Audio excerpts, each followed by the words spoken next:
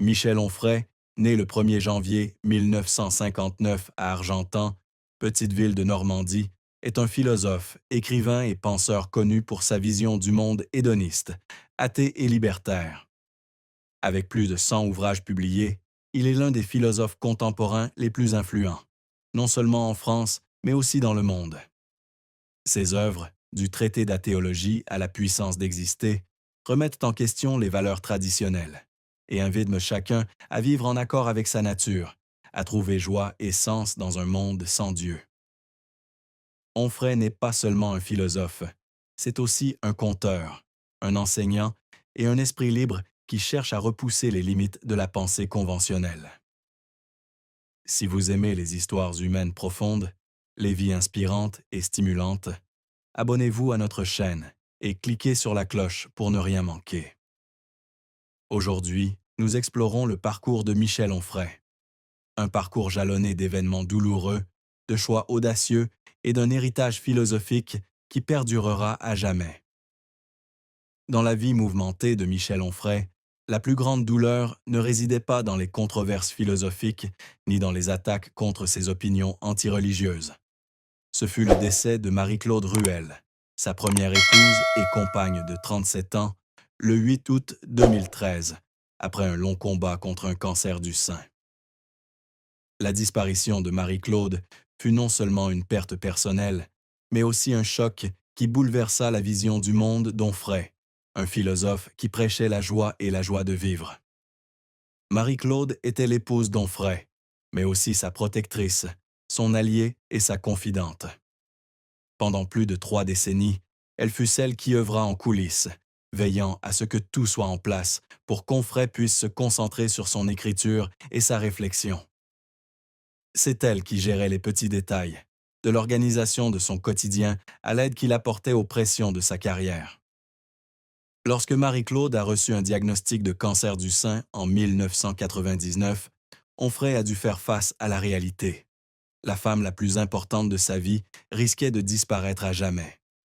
Elle est restée résiliente et dévouée tout au long de ses 14 ans de lutte contre la maladie. Mais la maladie a fini par gagner. La mort de Marie-Claude a laissé chez Onfray un vide incommensurable. Dans son livre « Le deuil de la mélancolie », paru en 2018, il a décrit les jours sombres qui ont suivi sa mort. Il a décrit le sentiment de s'effondrer, comme si une partie de son âme lui avait été arrachée. Onfray a admis avoir envisagé de mettre fin à ses jours, non par faiblesse, mais parce qu'il ne pouvait imaginer un monde sans Marie-Claude. Quand on a vécu 37 ans avec quelqu'un, qu'on a construit un monde commun, un langage commun, une vision commune de la vie, la perdre, c'est se perdre soi-même, a-t-il écrit. Ces mots n'étaient pas seulement une confession, mais aussi une élégie sur l'amour et le deuil. Cette tristesse n'était pas seulement une perte personnelle, mais aussi un défi à la philosophie hédoniste d'Onfray. Comment quelqu'un qui prêchait la joie de vivre pouvait-il faire face à une douleur aussi profonde?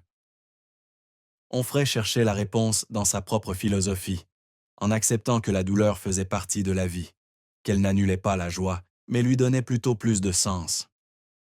Mais malgré tous ses livres et ses conférences, la perte de Marie-Claude demeura une cicatrice indélébile dans son cœur, un rappel que même les âmes les plus libres ne peuvent échapper à la fragilité humaine.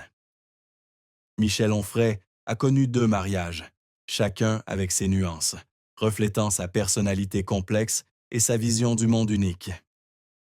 Il a d'abord épousé Marie-Claude Ruel, qu'il a accompagnée pendant 37 ans, du début de sa carrière jusqu'à sa mort en 2013. Il s'est ensuite remarié, fin 2018, avec Dorothée Schwartz, qui a été son assistante et compagne pendant 25 ans, alors même qu'il était encore marié à Marie-Claude. Le mariage de Michel Onfray avec Marie-Claude Ruel n'a pas été une histoire d'amour conventionnelle. Durant les 25 dernières années de leur mariage, Onfray a ouvertement mené une double vie, entretenant des relations avec Marie-Claude et Dorothée Schwartz.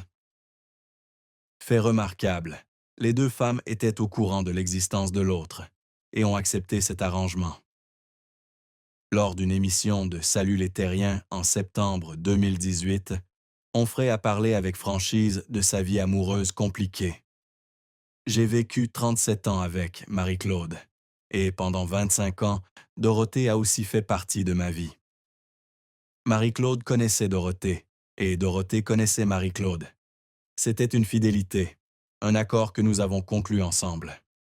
Onfray n'hésite pas à admettre que cette double vie n'a pas toujours été facile. Il l'a décrit comme un mat complexe d'émotions, où amour, loyauté et liberté personnelle doivent trouver un équilibre délicat.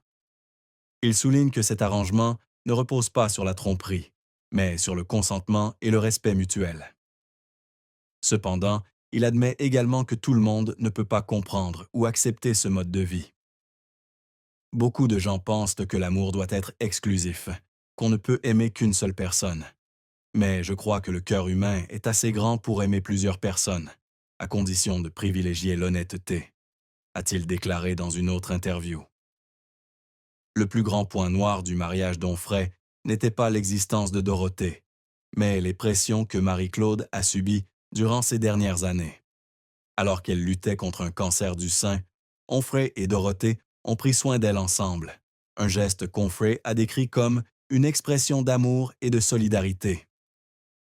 Dorothée, bien que la troisième roue du carrosse, a aidé Onfray à prendre soin de Marie-Claude, de la préparation des bouteilles d'oxygène à sa présence à ses côtés dans ses derniers instants.